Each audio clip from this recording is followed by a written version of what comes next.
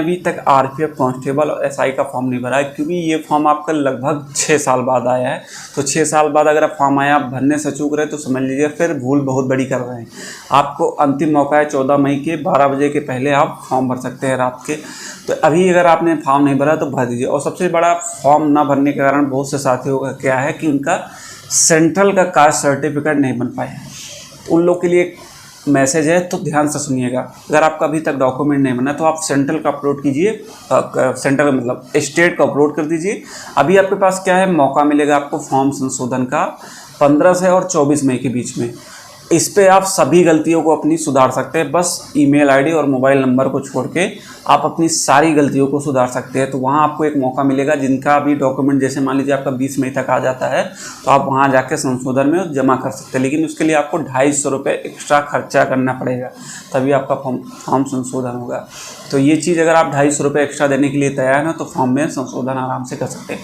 कोई भी आपकी गलती हुई हो कोई दिक्कत नहीं है, आप सब कुछ वहाँ संशोधन कर सकते हैं। और बहुत से मेरे साथियों का कन्फ्यूज़न है कि मैंने सेंट्रल की जगह स्टेट का डॉक्यूमेंट अपलोड कर दिया है तो क्या मुझे संशोधन करना चाहिए। तो आपको संशोधन करने की जरूरत नहीं है, आप सीधे जो है जनरल में काउंट हो जाएंगे तो आपका फॉर्म वगैरह नहीं रिजेक्ट होगा। उसके लिए आप परेशान मत होइए। तो अगर आपको आपका सेंट्रल कास्ट सर्टिफिकेट बन गया है तो आप अपलोड कर दीजिए, कोई दिक्कत नहीं। आप 250 रुपये देंगे, आपकी सारी गलतियां सुधर जाएंगी। लेकिन आपका अगर नहीं बना है तो फिर तो कोई दिक्कत नहीं, आपने अपलोड कर दिया तो आप सीधे जनरल में काउंट होंगे। तो आपको संशोधन करने की ज़रूरत नहीं कि आप जाके संशोधन करें कि आपको जो सेंटर आपने स्टेट का जो डॉक्यूमेंट अपलोड किया था उसको हटा दें। आपका फर्जी में 250 रुपये एक्स्ट्रा जाएगा। तो आप परेशान मत होइए, आपका फॉर्म नहीं रिजेक्ट होगा। आप स्टेट का अप्लाई कर दिए। और इसमें बहुत से मेरे साथी देखे कि EWS क्या है कि आपका स्टेट वाला अपलोड किए तो स्टेट वाला EWS नहीं चलता है, सेंट्रल का फॉर्मेट आपका EWS में चलेगा। अगर आप लोग ने अपलोड किया तो फिर भाई आप सीधे जनरल में काउंट होंगे तो आपको EWS का लाभ नहीं मिलेगा। तो ये था आपके यूट्यूब।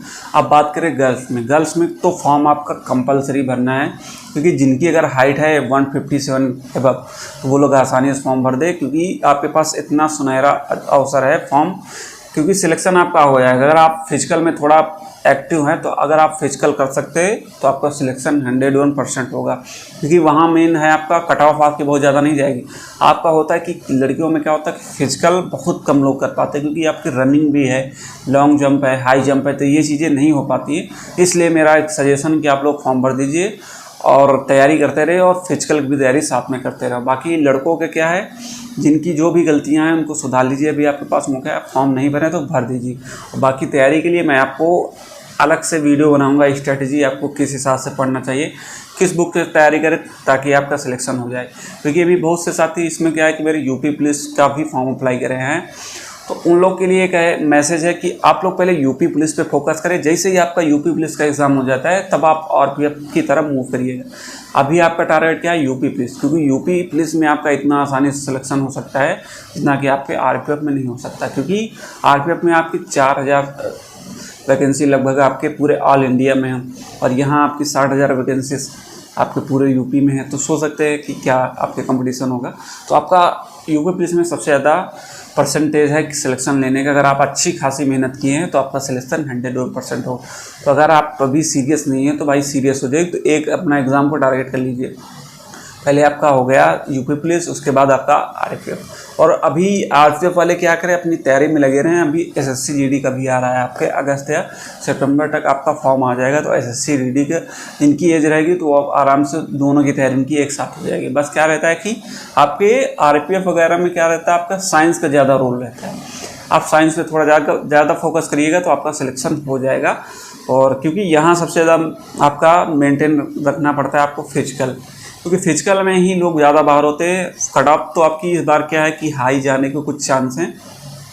पहले ये कट ऑफ आपकी जोन वाइज बनती थी ABCD ग्रुप में, इस बार क्या है आपकी ऑल इंडिया ओवर मेरिट बनेगी। तो फिर कट ऑफ थोड़ा अलग रहेगी, एक लेकिन समान कट ऑफ रहेगी। इसलिए अगर आप तैयारी अभी नहीं कर रहे हैं तो तैयारी शुरू कर दें। और कोई भी आपके डाउट है तो आप कमेंट कीजिएगा, मैं आपको जवाब दूँगा।